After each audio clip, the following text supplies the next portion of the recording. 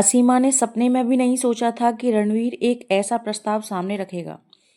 थोड़ी देर तक चुप रहने के बाद वह बोली, ऐसा भी हो सकता है? एकदम नामुमकिन भी नहीं है। रणवीर के स्वर में व्यंग के साथ तीखापन भी घुला था। क्यों? इससे क्या गर्दन कट जाएगी? बात गर्दन कटने जाने की नहीं हो रही है।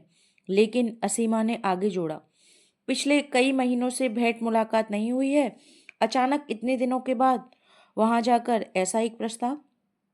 हो। रणवीर के स्वर में अब भी वही कड़वाहट घुली हुई थी। उसने कहा, अब ऐसा कौन है भला जो पति और बेटे को लेकर घर गृहस्थी भी करे और प्रथम प्रेम के द्वार पर रोज हाजिरी भी लगाए? बोलो। बस करो, ऐसी बेहुदी बातें ना करो तो अच्छा। वाह, पहले तो मैं एक भले आदमी की तरह ही बातें कर रहा था। तुमने ही सारा कुछ तोड़ मरोड़ दिया और मेरा मूड खराब कर दिया। इसमें मुश्किल क्या है भला? कम उम्र में खेला जाने वाला नैन मटक्का लोग आसानी से नहीं भूलते। यह तो तुम मानती हो ना? घोषाल साहब भी अपने शुरू शुरू के दिनों में तुम्हें प्यार भरी नजरों से देखा करते थे। अब अगर आज तुम उनसे कोई अनुरोध करो तो वे उसे पूरा खुश करके खुश ही होंगे। असीमा गंभीर हो गई और बोली, आंख मटक्का के बारे में तुम्हारी जानकारी खासी तगड़ी है। खैर, इस बात को जाने दो। और मान लो वे खुश हो भी गए तो मैं भला क्यों कर खुश हो पाऊंगी? तुमने मेरे मान सम्मान के बारे में कभी सोचा है? रणवीर का यह सब सुनकर बड़ी हैरानी हुई। वह उसी तेवर में कहता चला गया, इसमें सोचने समझने की बात क्या है भला?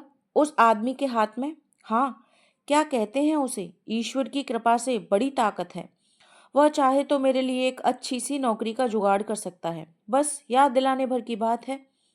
अब इसे कहते हुए भी तुम अपने मान सम्मान का रोना लेकर बैठ गई। यह सब मेरी समझ में नहीं आता। तुम्हें कुछ समझाना तो और भी मुश्किल है। कहती हुई असीमा खामखा मेज पर पड़ी चीजों को सहेजने लगी। रणवीर का जबड़ा और भी मिच गया और माथे की त्योरियां चढ़ गईं। उसने तीखे स्वर में कहा, जिस मर्द को अपनी बीबी की खुशामद करनी पड़े उस पर लानत है। खुशामद? यह तुम मेरी खुशामद कर रहे हो? कहते कहते असीमा का चेहरा लाल हो उठा। और नहीं तो क्या, रणवीर ने झंझलाकर कहा, इतनी देर से जो कह रहा हूं उसे किसी भी जुबान में खुशामद ही कहेंगे। तुम तो ऐसे बिदक रही हो जैसे मैं किसी के घर में आग लगाने को उकसा रहा हूं, जबकि बात कुछ भी नहीं है। तुम्हारे साथ घोसाल साहब की पुरानी जान पहचान है, इसीलिए तुम उनके सामने बड़ी आसानी से मेरी बात रख सकती हो। और तभी तो इतनी चिरौरी कर रहा हूं। अच्छा, इतना आसान है? असीमा के होठों पर हल्की सी मुस्कान खेल जाती है। सचमुच मीठी मुस्कान की सतरें। इतना आसान है सब कुछ। 11 साल तक कोई भेंट मुलाकात न होने के बाद देवव्रत के घर जाकर उससे मिले और अपने बेकार पति के लिए कोई नौकरी की जुगाड़ कर देने का आग्रह करे। यह सब करना धरना इतना आसान है? रणवीर के हिसाब से तो यह बड़ा सहज जान पड़ता है। देवव्रत इतने दिनों तक असीमा का सहपाठी रहा है और उसके साथ असीमा की गाड़ी छनती भी रही है। इसे रणवीर जानता है। उसका वही पुराना सहपाठी अब अपनी काबिलियत के बलबूते पर भाग्य लक्ष्मी को अपनी मठठी में किए हुए है। इसकी सूचना भी रणवीर खुद लिए आया था असीमा को सुनाने। घोषाल एंड कंपनी के लंबे चौड़े व्यापार और तामझाम के बारे में उसे जैसे ही पता चला, वो असीमा के पास दौड़ा चला आया। असीमा ने इस बारे में कोई जिज्ञासा नहीं दिखाई, बल्कि उसने नाराजगी दिखाते हुए कहा, उसके तामझाम से मुझे क्या लेना देना?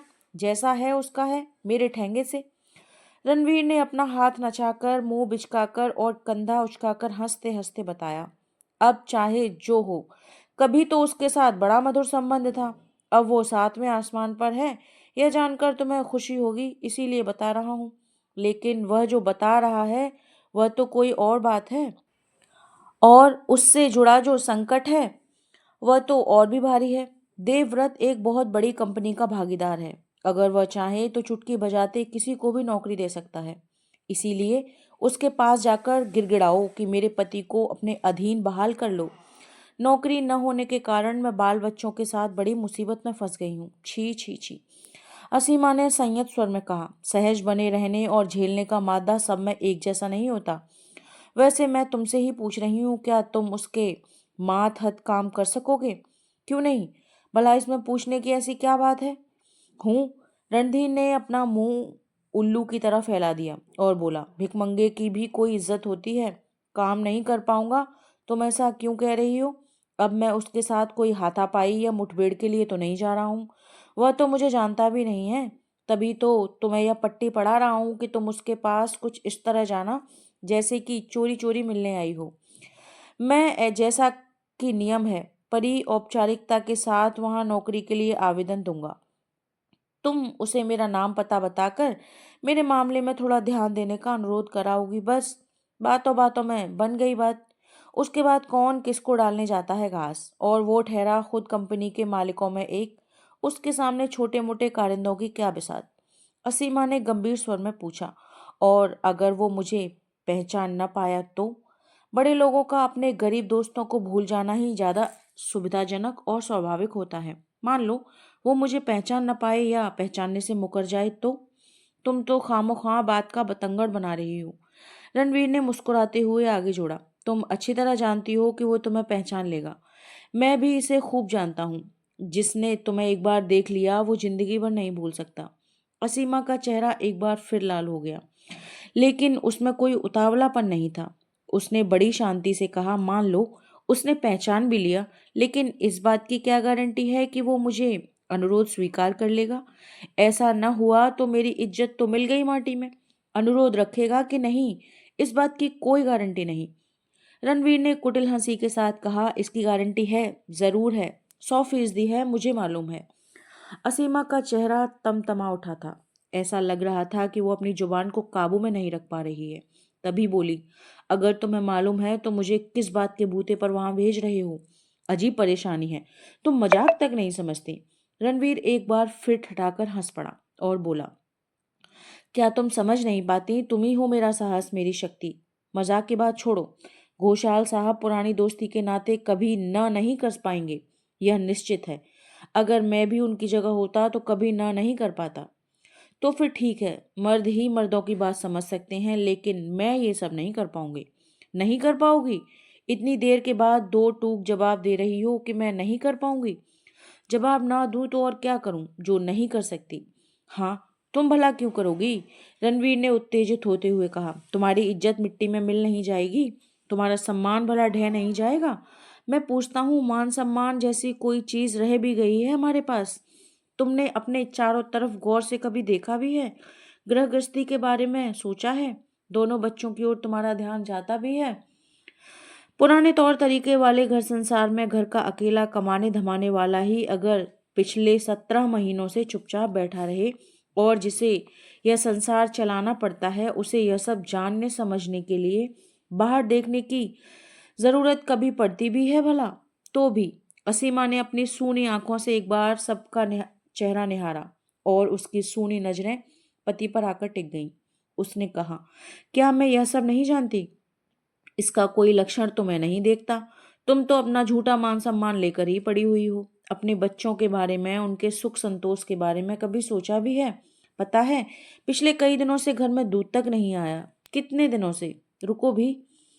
रणवीर ये सोच रहा था कि नारी का हृदय इन बातों को सुनकर पसीज उठता है, लेकिन असीमा के मुंह से रुको भी सुनकर उसका रहा सहा विश्वास भी डिग गया। लगता है अब कोई दूसरा उपाय ढूंढ निकालना होगा। इस बीच उसके चेहरे पर कई तरह के भाव आते जाते रहे।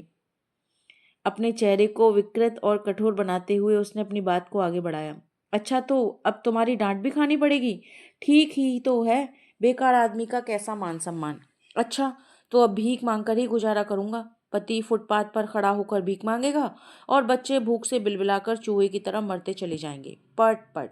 लेकिन इन सारी बातों से हमारी महारानी का क्या बिगड़ जाएगा? उनकी शान को कोई बट्टा न लगे। लगता है इस बार रणवीर ने जबरदस्त जाल बिछाया था। अब की बार असीमा क्या बहाना करेगी? रणवीर दबी छिपी नजरों से असीमा की ओर देख ले रहा था।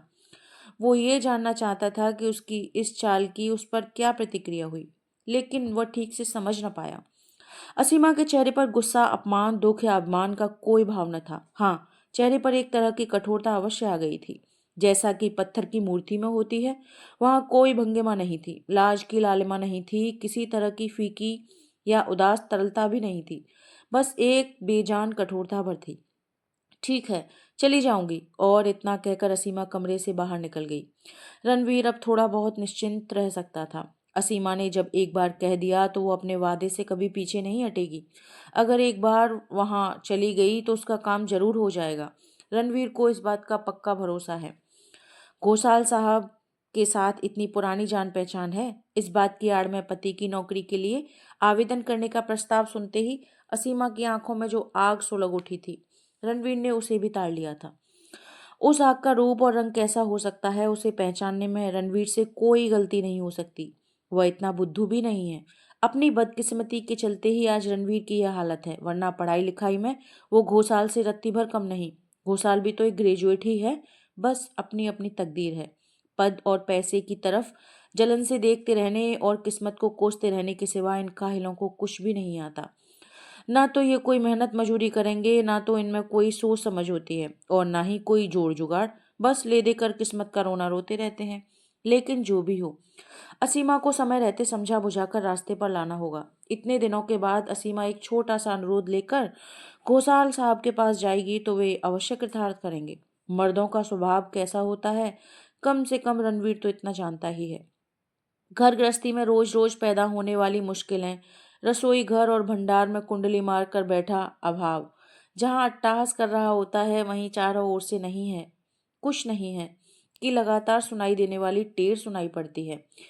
लेकिन एक तरफ रख दिए गए बक्से में तड़क भड़क वाले कपड़े अब तो अभी भी पड़े हैं।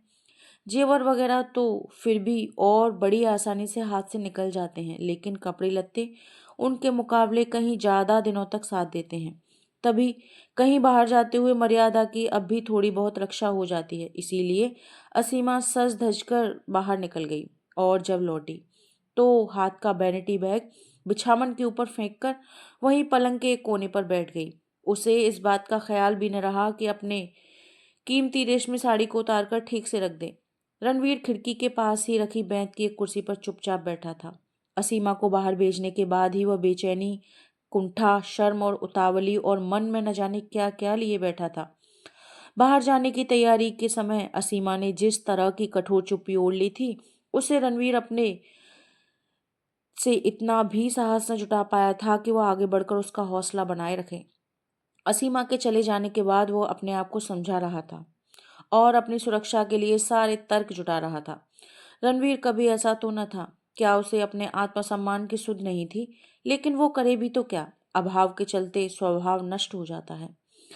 रणवीर 2 मिनट तक खामोश पड़ा रहा, यह जानने के लिए कि असीमा अपनी तरफ से क्या कहती है, क्या करती है। उफ, एक अजीब सा सन्नाटा था। एक एक मिनट का घंटा जान पड़ता था। नहीं, अब नहीं सह पाएगी यह चुप्पी। इसीलिए 2 मिनट तक इंतजार करने के बाद उसने कुर्सी को थोड़ा सा घुमाया और फिर झटके के साथ बोल उठा, जैसा कि तुम्हारा डर था, कहीं वही बात तो नहीं हुई? तुम्हारा वो रईस दोस्त तुम्हें पहचान पाया या नहीं? असीमा उठ खड़ी हुई रणवीर के सामने तनकर। उसके होठों के कोने पर व्यंग भरी मुस्कान खेल रही थी। भला पहचान कैसे नहीं पाता? जिसने मुझे एक बार देख लिया है वो भला कभी भूल सकता है मुझे? रणवीर ने असीमा की तरफ देखा, सिर से पांव तक। असीमा का वह तेवर कोई नई बात नहीं है, बस भूली हुई सी लगती है। महीनों हो गए असीमा को मेकअप से सजा संवरा और निखरा ऐसा खूबसूरत चेहरा नहीं देखा था। और एक खास अदा के साथ रेशम की साड़ी में लिपटी उसकी ये सुडौल काया, क्या इससे रणवीर को खुशी हुई? अगर ऐसा होता तो उसकी आंखें सुलग नहीं उठती इस तरह। उसने अपना हाथ पिछले 3-4 दिनों से गालों पर उगाई दाढ़ी पर यूं ही फिराया। इसके बाद बड़ी मुश्किल से उगाई हुई हंसी के साथ बोला, मेरे ही हथियार से मेरा कत्ल किए जा रही हो? तुम्हारे वहां जाने का क्या नतीजा निकला आखिर? अपना उतना चेहरा देख रही हो तो और क्या करूं? असीमा ने जैसे बड़ी हेठी के साथ होठों को भींचते हुए कहा। 275 रुपए की एक छोटी सी नौकरी मिल भी गई तो मारे खुशी के नाचने लगूं? कोई बात हुई? 275, 275 रुपए की नौकरी? रणवीर को उसकी पिछली नौकरी में भी कभी इतनी रकम नहीं मिलती थी। उसने बड़ी मुश्किल से होठों पर आती हुई हंसी को कुचलते हुए पूछा, क्या बात है? सच कहा तुमने? तुम मजाक तो नहीं कर रही हो?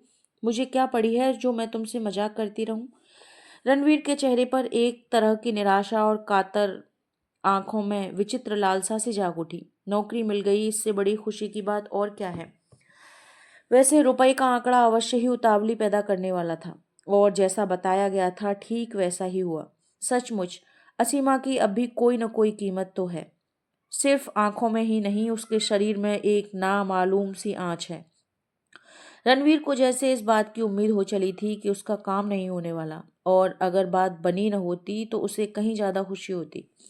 ज़्यादा से ज़्यादा यही होता कि कुछ और महीनों तक घर में दूध नहीं आता। बच्चों की देह पर उभर आने वाली ऊबड़ खाबड़ हड्डियाँ कुछ और नुकीली हो जाती।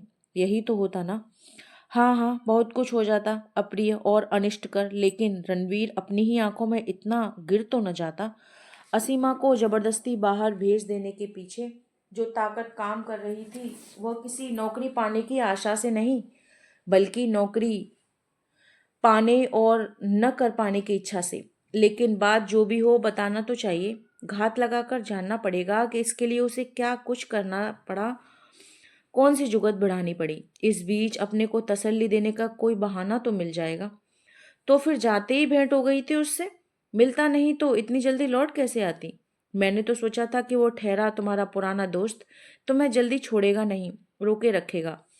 रणवीर के धीरे धीरे स्याह हो जाते मुंह की ओर आंखें फाड़ कर देखती हुई असीमा ने अपनी खनकती आवाज में कहा, तुम्हारा सोचना कुछ गलत नहीं था। खाली और बीमार दिमाग शैतान का कारखाना होता है, इस बात को तो बच्चे भी जानते हैं। रणवीर अचानक कुर्सी से उठ खड़ा हुआ और उसे धमकाते हुए बोला, बातों बातों में ही मत बहलाओ, वहां क्या हुआ है ठीक से बताओ। लेकिन असीमा न तो इस धमकी से तनिक भी विचलित हुई और ना ही उसके पांव कांपे। उसने बड़ी स्थिरता से आहिस्ता आहिस्ता बताना शुरू किया, बड़े आराम से। इसमें बताने को ऐसा है भी क्या। वहां गई, सब कुछ बताया और बात बन गई। नियुक्ति पत्र मिला और मैं कृतार्थ हो गई। कल से ही जाना पड़ेगा। इतनी जल्दी नियुक्ति पत्र मिल गया, कल से ही जाना पड़ेगा। मानो इतनी देर तक वह किसी तपती और पिघलती हुई राह से गुजरता हुआ उसे पीछे छोड़ आया था। काम क्या है, इस बारे में तो मैं कुछ जान ही ना पाया। यह भी नहीं सोच पाया कि काम मेरे लायक है भी या नहीं। एक बारगी नियुक्ति पत्र मिल गया, अगर मैं कल ना जाऊं तो। असीमा की हंसी अचानक उसके कानों में पड़ी। यह कोई साधारण हंसी नहीं थी। ऐसी हंसी शायद कभी इस घर में नहीं गूंजी थी। ये हंसी दीवार से टकराकर छत तक फैल गई, किसी झरने की कलकल की तरह, किसी घंटी की ध्वनि की तरह। भला तुम्हारे जाने की क्या जरूरत है, मैं अकेली ही चली जाया करूंगी।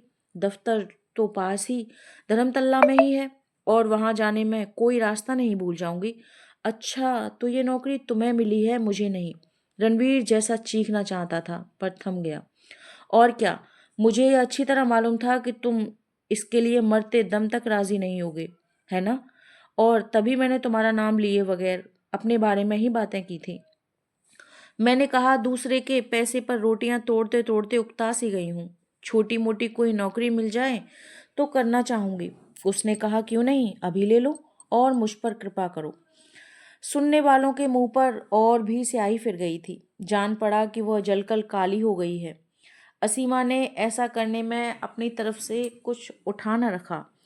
जो स्त्री अपने छोटे से एकांत और शांत घर संसार में आग लगाने को मजबूर की गई थी, उसे अब एक पराए घर में आग लगाते हुए भला क्यों ही चकोती।